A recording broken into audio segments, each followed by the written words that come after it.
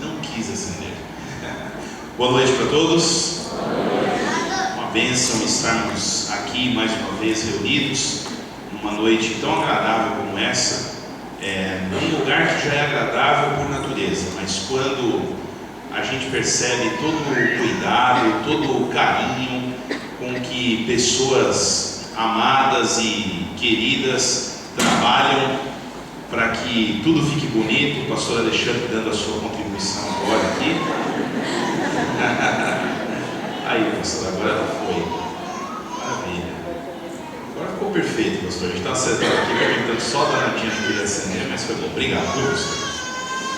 Mas eu quero agradecer aqui à equipe do Ministério Jovem, aos nossos irmãos, anciãos, diáconos, todos que participam, para deixar esse momento assim especial, um momento que realmente fica guardado na lembrança. E eu confesso, irmãos, que ficará guardado na minha lembrança. E o amor é de fato algo que, se não existir, não vale absolutamente nada aquilo que nós somos, aquilo que fazemos como cristãos, como filhos de Deus.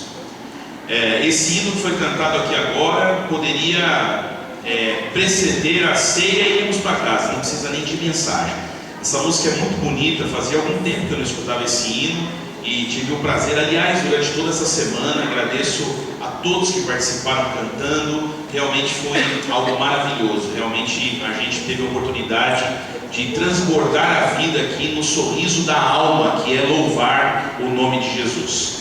Nessa noite, nós gostaríamos de ampliar um pouquinho mais esse tema. Ontem o assunto se direcionou bastante àquela questão da gente não ter medo de começar uma mudança de vida, ou permitir que Deus efetue em nós uma mudança de vida, esse início. E hoje eu gostaria que nós pensássemos um pouquinho no que significa professar o nome de Jesus nessa terra, o que significa dizer para todo mundo, para todas as pessoas, que nós somos filhos e filhas de Deus, seguidores de Jesus, aqueles que professam seguir o Evangelho. E eu quero fazer aqui uso da palavra do Senhor, e para isso eu gostaria que você fechasse seus olhos. Nós vamos orar antes da leitura da palavra. Oremos. Bom Pai, mais uma vez, Senhor, a Tua palavra está sendo aberta em nosso meio. A Tua palavra é o verbo da vida, é aquilo que realmente ilumina o nosso caminho, é aquilo que nos traz paz, esperança e propósito de existência. Então nós queremos te pedir, Senhor, que a Tua palavra faça diferença aqui em nossas vidas, que possamos entender, Senhor, o poder que possui a Tua palavra através da vida de homens inspirados, os quais nós temos contato com suas histórias e podemos compreender o que significa de fato sermos seguidores de Jesus nessa terra. Queremos pedir mais uma vez a unção do Teu Espírito, tanto para ouvirmos como para falarmos, em nome de Jesus, amém. O livro é o livro de Jó. Ontem eu disse que ia falar sobre Jó essa noite, e eu brinquei ontem, mas geralmente quando a gente vai falar sobre o livro de Jó, o pessoal espera que a gente vai falar a respeito de pelo menos duas coisas, ou de uma ou de outra das duas. Ou vai falar de paciência ou vai falar de desgraça, né? Porque a vida dele realmente foi uma vida complicada, pelo menos num período foi muito difícil, né? E Jó é conhecido por ter tido paciência de esperar no Senhor, né?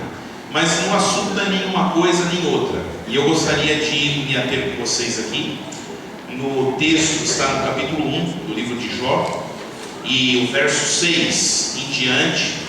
Então Jó capítulo 1, versículo 6 diz o seguinte: Num dia em que os filhos de Deus vieram apresentar-se perante o Senhor, veio também Satanás entre eles.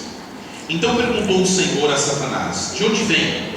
E Satanás respondeu ao Senhor e disse: De rodear a terra e passear por ela. Vamos dar uma paradinha aqui e vamos entender um pouquinho o contexto bíblico dessa história. A primeira coisa que essa história nos diz é que existem outros planetas e que existem extraterrestres. E isso é um fato. Tá certo que não do jeito que a tal, entre aspas, ciência chamada ufologia diz. Quer dizer, esses mundos não tem nada de visitar aqui com disco voador, nave espacial. Mas o fato é que existem outros mundos e existem outros seres criados por Deus.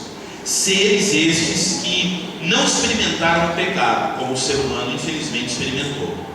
E esse comecinho do livro de Jó, ele narra o fato de que um dia os filhos de Deus vieram se apresentar diante do Senhor. E por que dá a entender que eles não estão na terra? Porque Deus pergunta para Satanás: da onde você vem? E ele diz: eu venho da terra.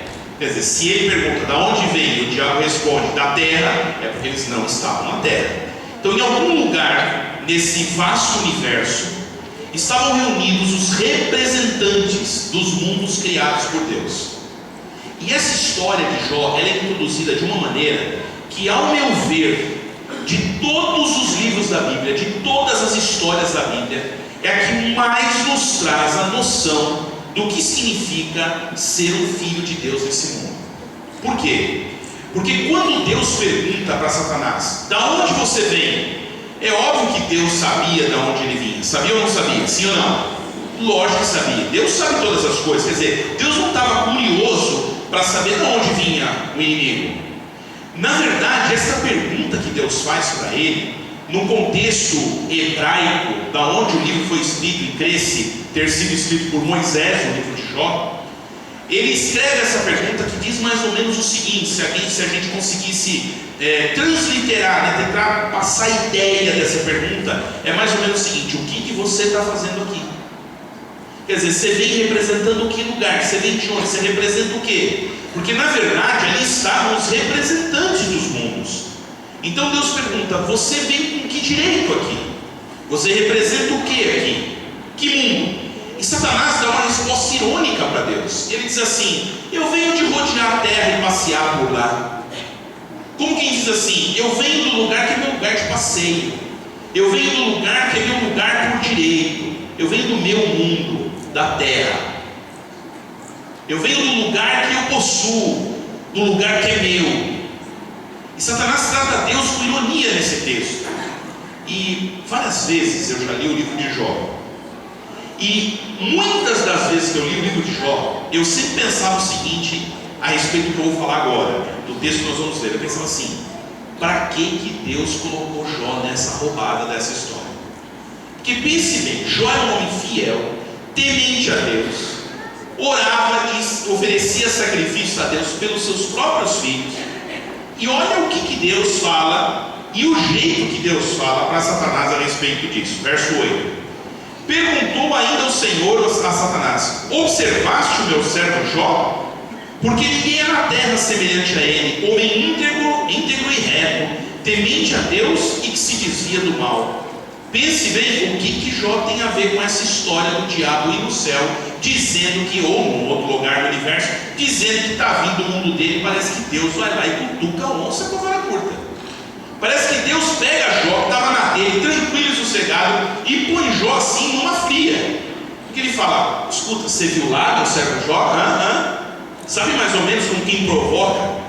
Mas na verdade a questão aqui não é Deus pondo Jó numa fria, ou Deus colocando Jó numa situação desgraçada de difícil, mas é Deus dando uma resposta para a observação de Satanás. Satanás disse assim: eu vim da terra, do meu mundo, de passear por ela. O que Deus está dizendo aqui é o seguinte: você não representa a terra. Enquanto houver lá um filho ou uma filha fiel a mim, você não representa aquele mundo.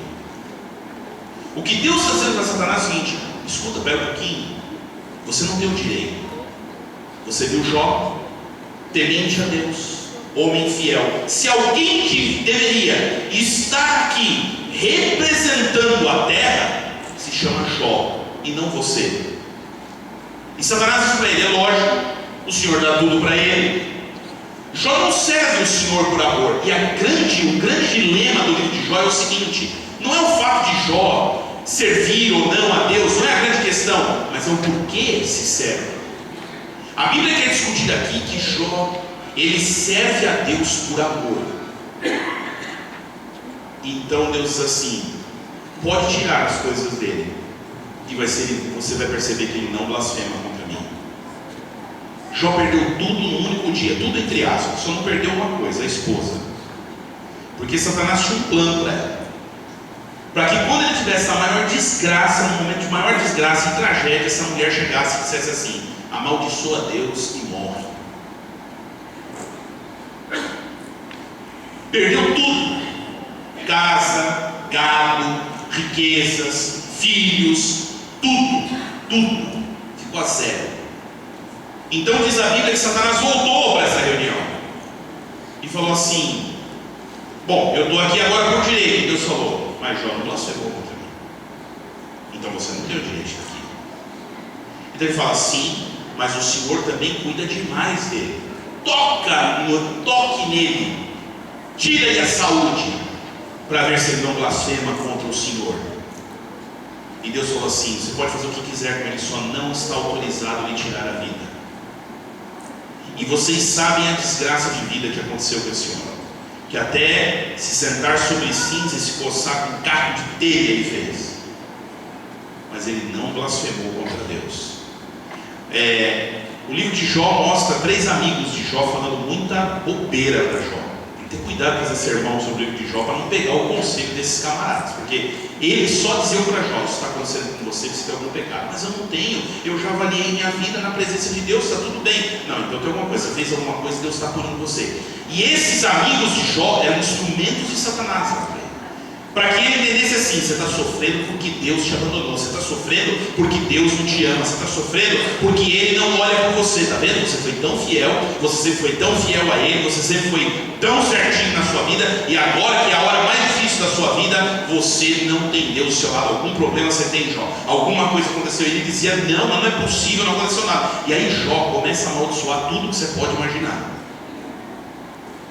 Ele fala mal de tudo. Ele chega a amaldiçoar o dia que ele nasceu. Ele diz assim: maldito o dia que eu nasci nessa terra. Porque ele não entendia, porque você e eu, a gente sabe o contexto que está por detrás, a gente vê esse pano de fundo.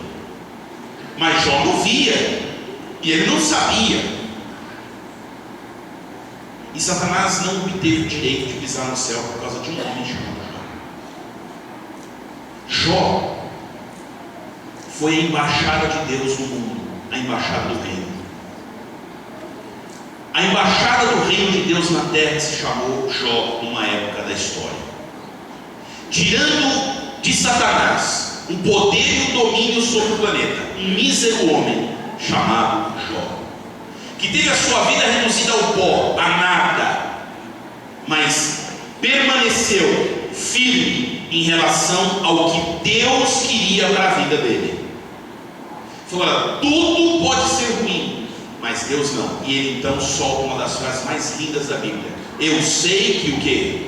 Que o meu Redentor vive, e um dia se levantará sobre a terra. Ele nem sabia, mas estava profetizando Jesus Cristo. Ele não tinha nem ideia do que viria no futuro, no sentido de que seria um ato redentivo, mas ele se referia à vida dele quando disse isso. Ele disse: eu sei que o meu Redentor vive, e um dia se levantará sobre a terra. Os dilemas da vida do ser humano devem estar sempre diante dessa esperança: o teu Redentor vive, e um dia se levantará sobre a terra. Amém? Amém. Agora, o que mais me chama a atenção na história é lá para o finalzinho, quando Deus se manifesta e aparece para conversar com ele. E a Bíblia diz que Deus aparece com um redemoinho, e Jó fica com muito medo daquela situação, porque realmente o Redentor se levanta. Então, ao invés de Deus dar alguma explicação para Jó, Deus começa a fazer perguntas para Jó. E tem algumas perguntas que eu fico assim, boquiaberto. Tem uma que Deus diz assim: onde você estava quando eu coloquei cada estrela no céu? Por quê? Porque Jó, diante da sua desgraça de vida, se viu no direito de questionar todas as coisas. Ele achou que podia questionar tudo. E Deus está falando para ele: você não devia questionar nada. Parece que, puxa, mas já não basta como sofrer, ainda Deus vem assim, meio com uma conversa pesada para Jó. E Deus, aí a pergunta que eu mais gosto, que eu acho espetacular, é quando Deus diz assim para ele: aonde você estava quando eu medi a circunferência da terra com um barbantinho. Isso é grandeza demais, meu Jó. Você estava onde quando eu peguei um barbante e medi assim a circunferência da terra? Aí então Jó, ele tem uma atitude, ele diz assim, me permita contar por causa do tempo. E Jó diz assim, Senhor, eu calo a minha boca, ele diz para Deus, eu ponho a mão na minha boca. Eu imagino ele fazendo, eu calo a minha boca diante de ti, eu realmente não devia ter falado nada. E Deus fala assim, calma, ainda não acabou. E Deus continua perguntando coisas para ele, mesmo ele dizendo, eu não falo nada, eu calo a minha boca. E Deus pergunta e pergunta e pergunta e pergunta, e Jó vai cada vez se conscientizando mais, entendendo mais a grandeza de Deus e quem ele era diante dessa grandeza. Mas então Deus, aparentemente assim, um Deus que é muito duro, se transforma imediatamente num Deus de amor e de misericórdia, dizendo para ele o seguinte: os teus amigos falaram muita coisa ruim para você, Jó, e eu quero te dizer uma coisa, filho, eu não aceito o sacrifício deles, eu não aceito que eles se arrependam. Já pensou? Mas se você sacrificar por eles, então eu aceito o sacrifício. O que Deus está dizendo para Jó é o seguinte: Jó, você não sabe o que está acontecendo por detrás, no plano de fundo da história universal. Eu sei e sempre soube.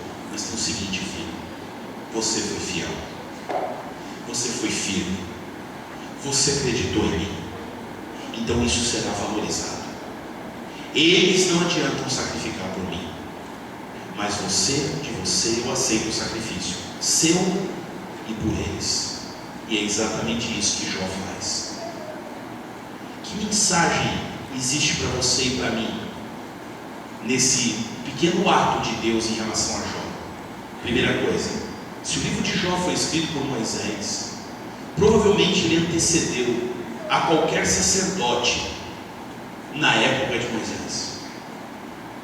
Isso significa que Jó, sendo um homem temente a Deus, foi para os seus 3 amigos que falaram, aparece um quarto depois que fala algumas coisas mais inteligentes para Jó, mas os 3 primeiros, Jó foi sacerdote para eles. Jó foi ponte para eles em relação a Deus. Tá, pastor, mas o que tem que ver tudo isso com o momento que nós estamos aqui? E qual é a realidade? O que tem a ver isso, pastor? Sabe que nós pensamos muitas vezes? Que a área geográfica conquistada é que simboliza aonde chegou ou não chegou o reino de Deus. Porque a luta aqui é por espaço. Concorda comigo? Sim ou não? A luta não é por tempo, a luta é por espaço. É o diabo dizendo, eu venho da geografia que é minha, eu venho do lugar que é meu. O lugar é meu. Então Deus diz, o lugar não é seu, o lugar é meu, porque lá tem alguém fiel. E esse alguém que é fiel não permite o inimigo tomar o lugar. Então nós não estamos falando aqui só do mundo espiritual, nós estamos falando aqui do mundo geográfico. Eu digo para você o seguinte: o reino de Deus chega em qualquer lugar antes mesmo que qualquer parede se levante. O reino de Deus chega em qualquer lugar antes mesmo que uma porta de uma casa seja aberta para que ali exista um lugar chamado de grupo ou de igreja.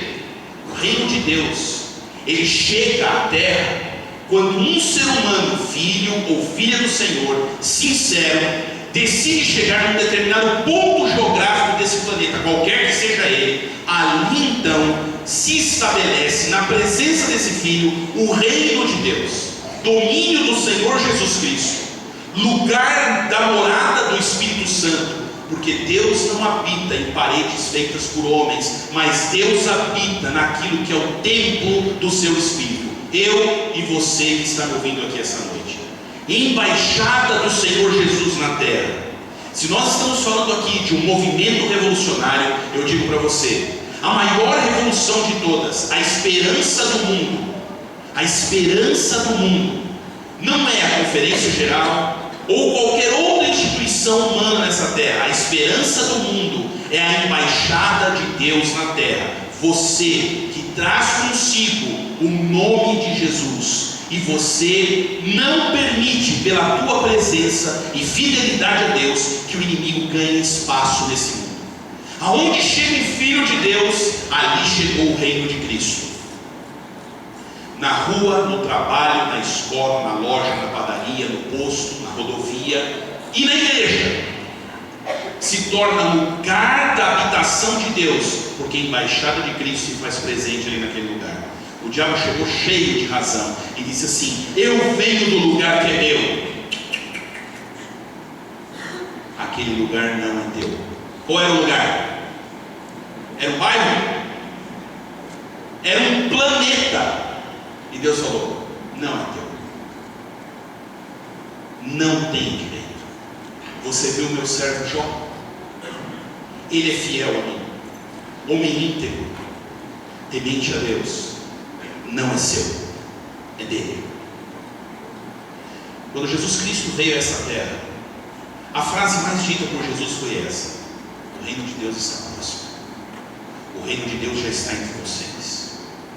O reino de Deus está aqui. Ao ponto de um determinado dia ele olhar para Pedro e dizer assim: Pedro, tu és pedra, e sobre esta pedra fundamentarei a minha igreja. Alguns entendem que Deus, que através de Jesus, Deus estava transferindo alguma autoridade para Pedro. Não. O que Jesus fez foi usar o nome de Pedro mesmo e dizer assim: pedra da minha igreja são vocês. Sobre estas pedras eu edificarei a minha igreja. Jesus é a pedra de esquina. Ele é a pedra angular, a qual dá todo o encaixe para uma construção perfeita, chamada Corpo de Cristo, Igreja do Senhor nessa terra. Amém por isso? O inimigo não tem direito sobre a tua casa. O inimigo não tem direito sobre o teu bairro, sobre a tua cidade e sobre o planeta, se você for um filho ou uma filha temente a Deus. Nós, em nome de Jesus, tomamos posse daquilo que é de Cristo, o seu reino, por intermédio do seu sangue e do seu corpo que foi dado por nós. Um dia ele reuniu os seus discípulos e ele disse assim, antes de ser o momento da ceia, ele disse assim: quem não comer a minha carne e não beber o meu sangue não tem parte comigo. A gente sabe o que isso significa hoje, mas eu pergunto para você: eles sabiam? Eles tinham ideia do que significava isso? Aí um disse assim para ele: duro discurso o senhor está fazendo, porque cá entre nós não é fácil ser canibal. Concorda comigo? Não? Sim ou não? Porque Jesus está falando do quê? Ele disse: eis que lhes propõe uma parábola. Ele começa falando assim: aquele que não comeu a minha carne e não bebeu meu sangue não tem parte comigo. Mestre, esse discurso, isso aí é duro demais. E um monte de gente foi embora. Aí ele olha para os discípulos e ele pergunta assim: e vocês? Vocês vão me deixar também? E aí Pedro vem com a máxima. A gente já falou de Pedro nessa semana, mas Pedro vem com a máxima e diz assim: para onde nós iremos, Senhor? Para onde iremos nós, se só o Senhor tem as palavras da vida eterna? Pedro estava dizendo: Senhor, se vier da tua boca que a gente tem que comer a carne e beber o sangue, é o que nós vamos fazer. Mas obviamente não foi a esse cúmulo. Mas quando ele reuniu os discípulos naquela mesa, Pedro entendeu que ali estava sendo estabelecida a nova aliança. Aquilo que Jó experimentou, sendo filho sincero de Deus, antevendo a presença do reino de Deus na terra, Jesus Cristo cravou segundo o seu reino, que é eterno e que jamais passará. Amém? Amém. Ele disse: esse é o meu corpo, o meu corpo que é moído por vocês, a vitória de vocês. Eu vou passar por isso. Mas quando ele pega o cálice, ele diz: esse é o símbolo da nova aliança, meu sangue, o símbolo do estabelecimento perpétuo do reino de Deus. Jó fez aquilo sem saber, mas de uma maneira que estava fiando no sacrifício de Jesus. como aquele que dá um cheque predatado, dizendo assim: não é teu, porque Jó representa alguém. Jó representa naquela terra quem? Meu filho. Por quê? Porque ele intercedeu pelos seus amigos. Ele foi fiel e justo e íntegro entre os seus contemporâneos. Jesus estabeleceu o seu reino eterno, do qual você e eu fazemos parte, e louvado seja o nome de Deus, louvado seja o nome do Senhor Jesus, louvado seja o nome do Espírito Santo, pelo estabelecimento eterno do reino de Deus nessa terra, o qual nem poderes, nem potestades, nem anjos, nem principados podem nos separar, porque estamos estabelecidos no amor de Jesus Cristo, nosso Senhor. Foi estabelecido eternamente, cravado nesse planeta, geograficamente, mas foi cravado no teu e no meu coração, e ninguém, absolutamente ninguém, tem o poder de retirar isso de dentro de nós, porque o reino de Deus está em nós, e louvado seja o Senhor por isso. Quando você estiver aqui participando dos emblemas, dos símbolos, porque o pão não é o corpo, o pão simboliza o corpo. O corpo já foi dado, mas o pão simboliza, para que Deus fizesse você e eu entendermos o seguinte: que a morte de Cristo, cravada na cruz, na terra, não é na terra, é dentro de nós. Por isso a gente ingere, por isso a gente come o pão, por isso a gente bebe o suco, para entender que o reino de Deus está aqui dentro de nós, que nós somos co-participantes desse reino, que faz com que nós nos chamemos irmãos. Não porque somos todos descendentes de Adão, ou porque somos todos descendentes de Noé, mas nos chamamos de irmãos, porque na tua veia, na minha veia, corre o mesmo sangue, o sangue do Senhor Jesus, que foi derramado na cruz do Calvário, por intercessão de todos nós que estamos aqui. É por isso que somos irmãos, e é por isso que essa cerimônia se chama cerimônia da comunhão, onde todos nós comungamos de um mesmo corpo e de um mesmo sangue, dizendo para Deus: o teu reino está estabelecido na terra, e mais uma vez estabelecido em minha vida, e não volto atrás, porque o inimigo não terá espaço em minha vida, e não terá espaço nesse mundo. Porque Jesus estabeleceu isso para que nós entendêssemos que, quem sabe, Deus comece nos chamando, dizendo assim: vem e vê como foi Zaqueu. Depois Jesus disse para os seus discípulos: venham e aprendam. E enviou os 70, e eles voltaram pulando de alegria, porque viram milagres extraordinários acontecendo. Mas chega um momento que Jesus olha para os nossos olhos e diz assim: vem e morre. Entrega a tua vida. Entrega, coloque a tua vida como sacrifício vivo. Envolva-se. Para que você compreenda que a igreja não são os movimentos da terra, que a igreja não são meras instituições, mas que tudo isso só tem valor quando eu sou o corpo de Cristo e quando eu sou a igreja de Cristo na terra. Então tudo ganha sentido. Mas sim nós entendermos a realidade do que significa ser corpo de Cristo e sangue de Cristo nesse mundo, não adianta de nada a gente viver qualquer tipo de fé ou religiosidade que seja. Querido, nós vamos participar juntos agora. Nós vamos participar dos símbolos que nos lembram o que Jesus Cristo fez por nós. Quando você participar disso, participe com alegria no teu coração. Participe com satisfação, louvando e engrandecendo o nome de Jesus. Porque quando você colocar esse pãozinho na boca, você vai colocar na sua boca e vai pensar assim: sabe por que eu não sofro a dor do pecado até a morte? Porque Ele sofreu por mim. Então eu participo do corpo dele, para que Ele transmita a mim a sua justiça, a sua graça. E quando você bebe um suco de uva sem fermento, você diz: eu participo desse sangue, que por causa dele o meu, em nome de Jesus, não será derramado eternamente. Que Deus nos abençoe nesses momentos, e saia daqui com a plena convicção de que você é embaixador do reino de Deus nessa terra. A tua casa é uma embaixada de Deus nessa terra. Deus faz nascer o sol todos os dias sobre ímpios e justos, mas tudo acontece por causa dos seus filhos. Que Deus nos abençoe e que sejam momentos de reflexão ao participarmos desses, que são os símbolos do que Jesus Cristo fez por cada um de nós. É o meu desejo de oração essa noite aqui. Amém.